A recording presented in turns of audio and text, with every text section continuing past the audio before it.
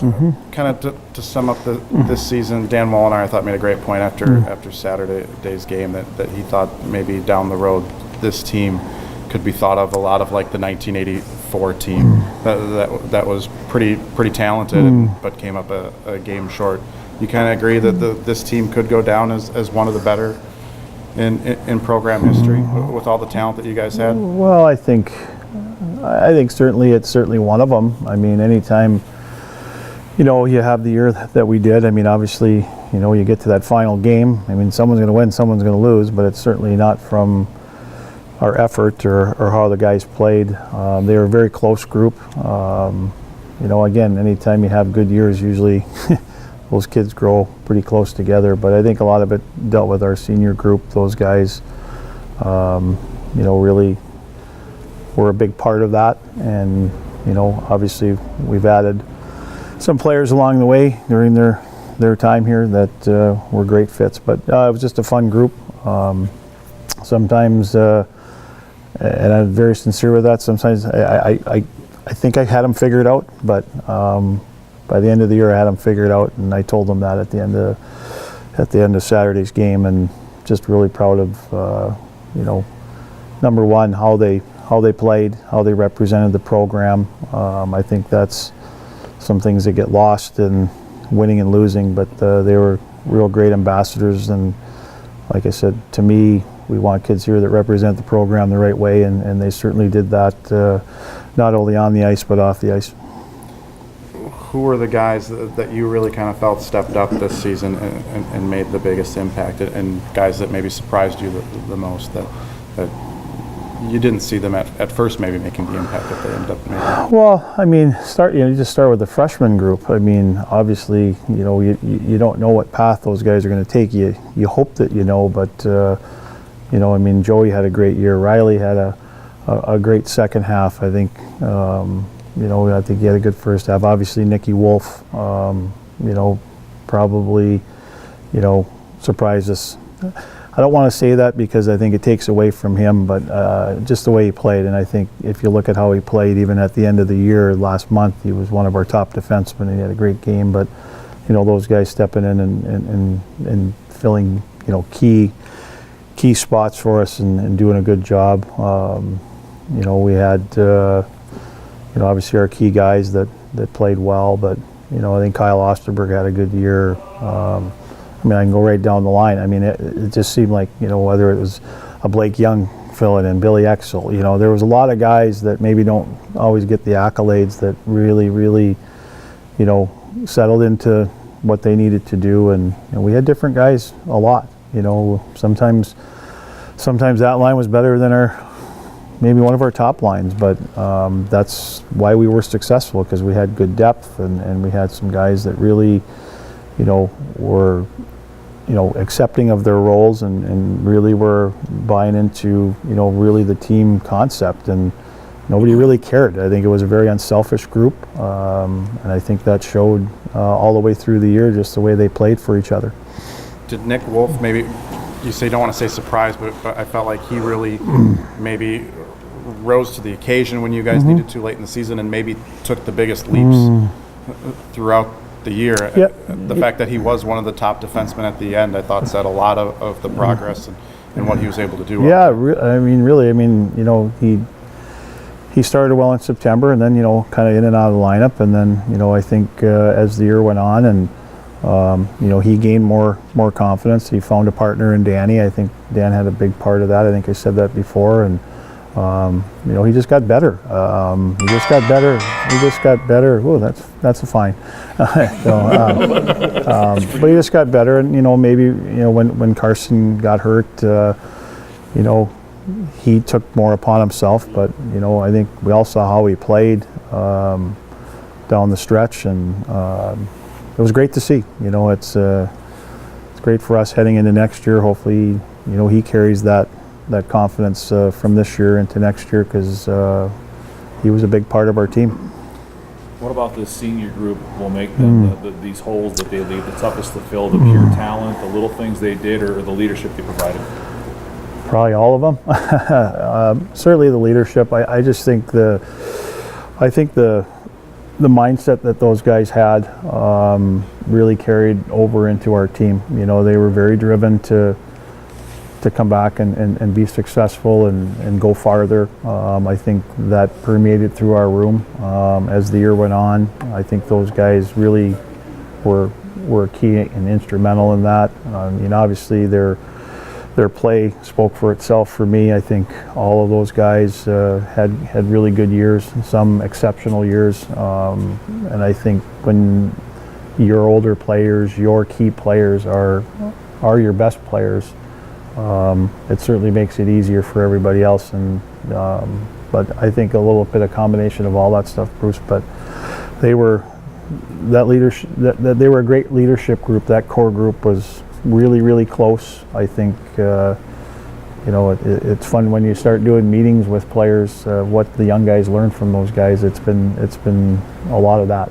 Just the closeness and the drive and the work ethic and the never say die attitude. And I think those are important things. Do you think they've set it up? I mean, you just said younger guys learning from the older guys. Do you think you've set it up that now some of those junior guys can take the reins and you won't really miss a beat here? Well, I think we've got some pretty good guys that are capable of being great leaders in that room.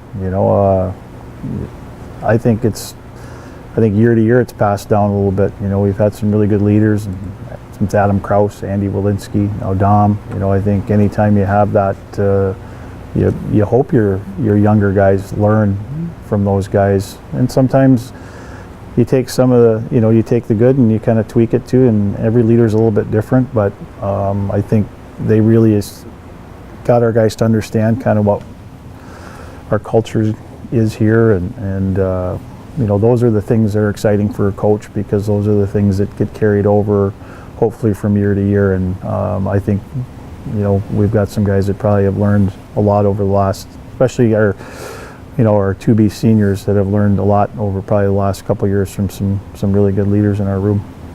Do you kind of see, you look at that sophomore class and maybe even Joey Anderson as a freshman, and do you see that group, Pionk and Johnson, that group as well really kind of stepping up and taking on a leadership role? Because it felt like those guys by the end of the season were playing well beyond their years as well. Yeah, I mean, I think everyone has that ability. I mean, the freshmen turning sophomores, the experiences that they got this year, the understanding of how hard it is to get to where we got to, how hard of a league we play in, the importance of every game. Those are things you talk about with all of your returning guys year after year. And I think this year, like I said, Dom and Carson and Brendan and obviously Cools, those guys were our captains, but those guys were good at what they did. But I think your younger players always learn that, and when you get a year older and you go through you have to go through those experiences to really get a true grasp of how hard it is. And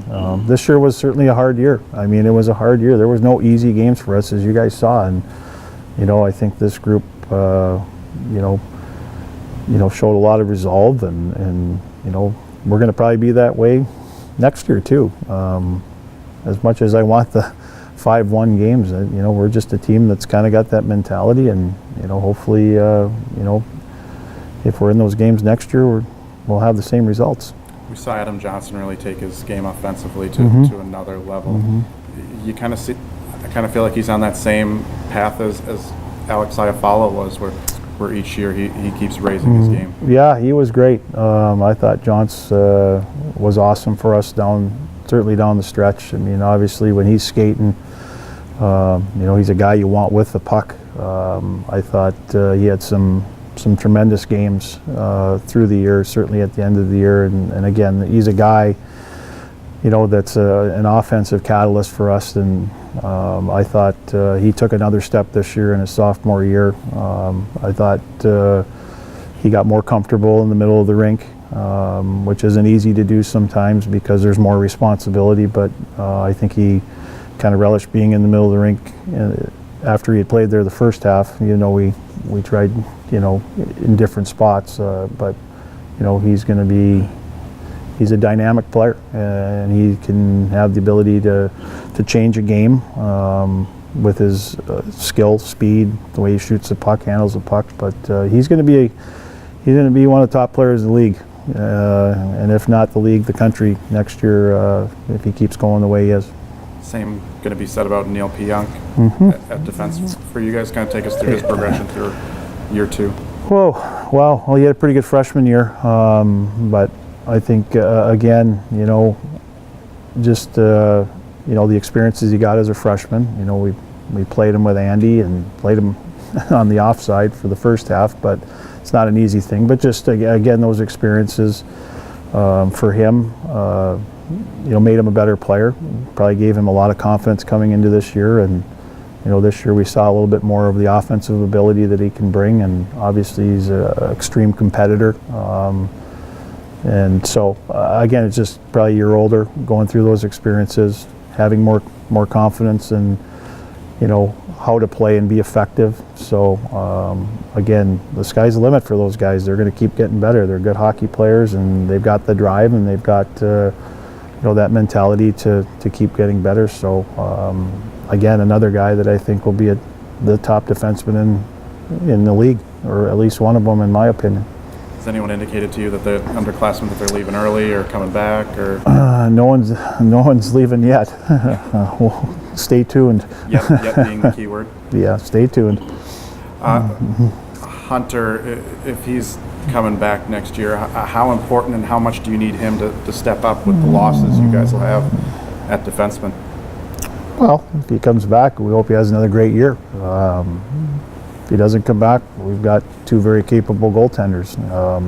Obviously, he was a key part of our success this year. He had a great year. I'd love to see him come back and do that. As far as the back end, they're going to be younger, but we've got some pretty talented players coming back and also coming in as freshmen. So there might be some growing pains, but I think we got a pretty good nucleus of forwards, and we'll kind of see. This year too. We kind of had a little bit of a no-name defense, but they did pretty well. So that's our job, to work with them, make them better. But if we can get Hunter back, then we got 3 really good goaltenders. Jared Hilderman, how much what you saw from him at the end of the season kind of give you this team a boost of confidence as well going into next year? Yeah, and it's almost like you guys are returning, three starters. Yeah, they're just some years you have some guys that come back maybe didn't play as much. Some guys play a lot their freshman year, but I thought Jared stepped in and did a great job. Obviously, he's got a lot of talent. He can shoot the puck. He's got good vision. He's a big, thick kid. Certainly can contribute offensively. But again, that experience for him at the end of the year should be a great motivator for him to come in and want to be a part of it full time. And again, those are important things.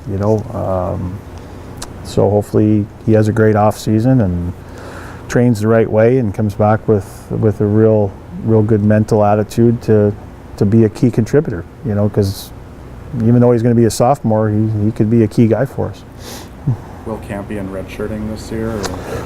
No, but there's another one, he got better through the year. Obviously you guys didn't see him much. We see him every day. So there's another guy that, certainly it's good too. He's a right hand, and both him and Hildy are right-handed defensemen, because we got a lot of lefties coming in, so it's a good compliment. But Will could step in our lineup and really do some good things. So it's great that those guys were here a year. They got to experience things, and not playing as much as they want isn't easy, but hopefully those guys, like I said, train hard, come back and look at the opportunity that's in front of them, and hopefully they grab it and go, because like I said, the young guys are going to push them, but they're still young guys, and we'll see how those guys step in and do.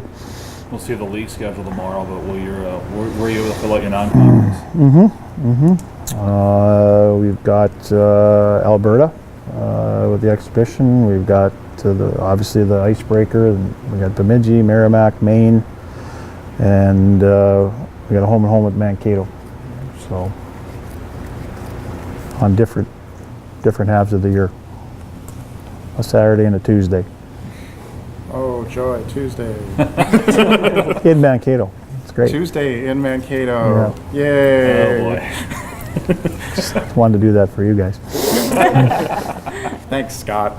You're welcome. Merry Christmas. Oh, and also the Dartmouth tournament. Right. Yeah, so. Recruiting wise, assuming everyone comes back, how many guys are you looking to bring in right now, I in can't addition to answer the that 4 right that now. you signed? Well, I mean, we're still probably looking to add somebody if it's the right person. And we'll just kind of see what happens here in the next little bit. You know, we've got some guys that we could bring in if we need to. But right now I can't truthfully answer the exact number. It could be 1 or 2 more, it could be 3. I don't know. Depends what happens. Those guys giving you a timeline, or you kind of let them go through their process at this point, some of those younger guys? As far as As the far as making recruits, the decision. All the guys that are here, whether just come back or go. You let them go through their process at this point? yeah, that's all you can do. Sit and wait. The fun part of the year. Scott, when you look at the guys you guys already have signed, Nick Swaney, do you kind of, with the junior experience that he's bringing in, do you kind of see him being an impact player? Yeah, I do. Like Johns and Pionk and Miska? Yeah, I do. You know, he's played 2 years. He's had 2 really good years. He's a goal scorer. He's got good speed. You know, certainly we considered bringing him in last year, but felt another year would be good for him because we want him to possibly be in our, you know, top 6 or 9 forwards. So yeah, I do. I think he can play the right wing. He's a right shot. He can play the left wing. He's played some center too, so he's pretty versatile. But yeah, I see him coming in and being a little bit more of an impact player. Yes. Mikey Anderson, Matt Anderson, Scott Perenovich, defensively, what do those 3 all bring? And is there any indication from those guys that you could see them being, you know, immediate impact? Yeah, well, they're all going to get a chance. I mean, obviously they're all a little bit different. I mean, Matty's a little bit more, or Mikey, Joey's brother, is a little bit more of a defender. I mean, he's really strong. He can move the puck. He's got some, you know, I wouldn't look at him as a big offensive guy like Scotty Perunovich. I would put Scotty in that category, who's smaller but tremendous vision. He can run a power play. He's going to be like LaLegio was, I think, in my opinion, a D that's up the ice a lot, kind of a good 4th man, which I think can change our dynamic a little bit back there. And Matty Anderson's a little bit the same way. Great skater. But I wouldn't put him in the high-end offensive category. But he's got a real good edge to his game. But you know, he's got NHL skating ability, and you know, it's a good mix of guys, and they're all tremendous competitors, and that's what I like. I've known a couple of those kids for a long time, and you know, so those 3 going into the mix certainly bring us some different dynamics. Then, you know, obviously we're going to replace Kotz and Seuss with a 5'9" guy, Scotty Perunovich, but we're going to lose, you know, that size, you know, in a couple of those guys. But I think we're going to gain some different dynamics too with those players. What is it about Perenovich that told you that he was ready to make this jump to the college level rather than maybe get a few more years of juniors? Nothing. I just want him in here, you know. I mean, he's just a good hockey player. So. And he's from Hibbing. That's a bonus point, right? Well, obviously. But oh, he's just smart, you know. Again, you know, certainly I think a big part of it is what we're losing, you know, and that's why it was important for him to play a year in the USHL and come in. So I mean, a lot of it's going to be, he's going to be a true freshman, but at least he'll have that year of junior experience and playing against some older, bigger, stronger guys. And you know, instead of having the 4-minute shifts at Hibbing, right? That doesn't matter. You're not going to ever take away what he has between the years. He's got tremendous hockey sense, and he's got that ability to be like a 4th forward. Practice is going to be a lot more fun with both Anderson brothers. Could be some fights, yes, absolutely, absolutely. They're pretty close. I think Joey's probably more excited to have his brother playing than Mikey, but no, they're pretty close. It'll be fun.